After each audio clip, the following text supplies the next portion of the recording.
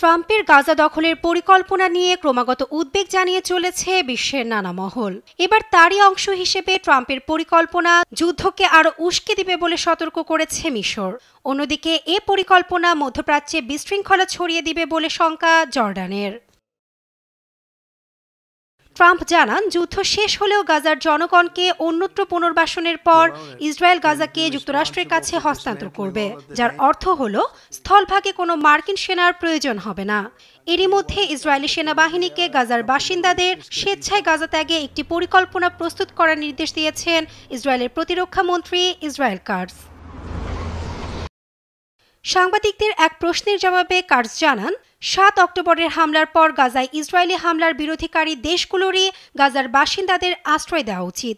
সেই সঙ্গে Spain, Ireland ও নরওয়ের মতো দেশ যারা গত বছর ফিলিস্তিন রাষ্ট্রকে স্বীকৃতি দিয়েছে, তাদেরও পাশে থাকা উচিত বলে মনে করেন কাটজ। গাজা নিয়ে ট্রাম্পের প্রস্তাবটি বিপরীত মুখে বলে মন্তব্য করেছে রাশিয়া। সেই সঙ্গে এ সিদ্ধান্ত অঞ্চলটিতে উত্তেজনা আরও বাড়িয়ে তুলেছে বলে জানিয়েছে দেশটি। ধ্বংসযজ্ঞের মধ্যে গাজা পুনর্নির্মাণে ফিলিস্তিনিরা প্রতিজ্ঞাবদ্ধ বলে জানিয়েছে জাতিসংঘের ত্রাণ প্রধান। সংস্থাটি আল জাজিরাকে জানায়, গাজার বর্তমান পরিস্থিতি সিরিয়ার দারফুর বা ইউক্রেন রাশিয়া যুদ্ধের পরিস্থিতির চেয়েও ভয়াবহ।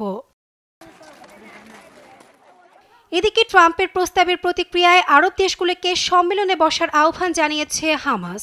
ফিলিস্তিনিরা তাদের অধিকারের জন্য লড়াই চালিয়ে যাবে বলে সতর্ক করেছে স্বাধীনতাকামী সংগঠনটির মুখপাত্র।